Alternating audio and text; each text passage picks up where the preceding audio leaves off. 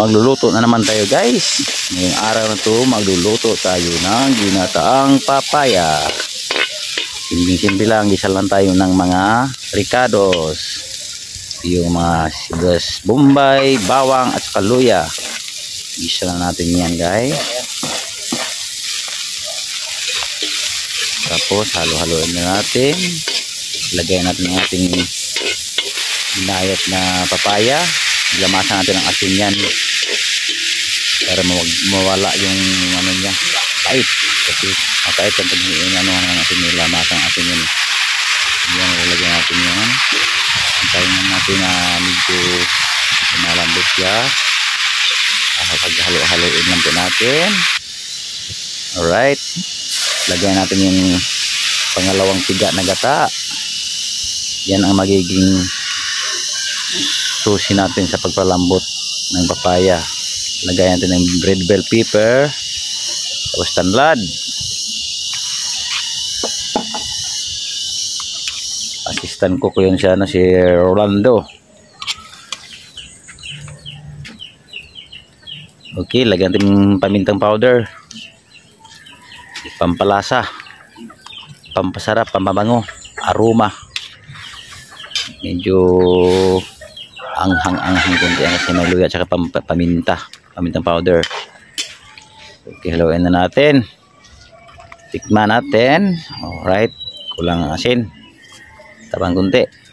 Lagyan natin ng betchin at saka asin, pampalasa lang.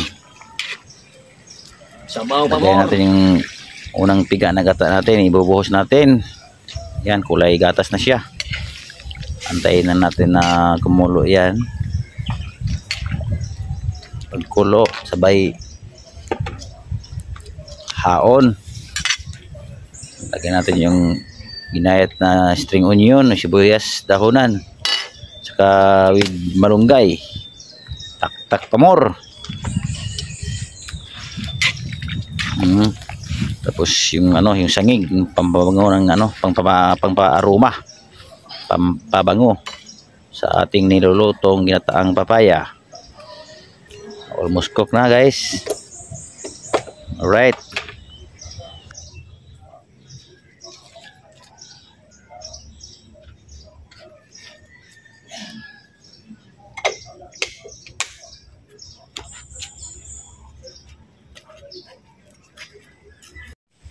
Alright.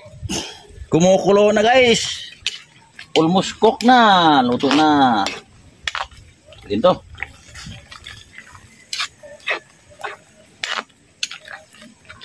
Ayan, ako na lang. Right, guys. Tapos na.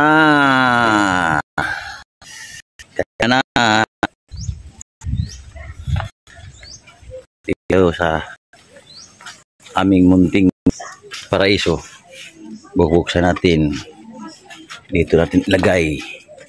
Yan lang. Kaya na, hare. Wow,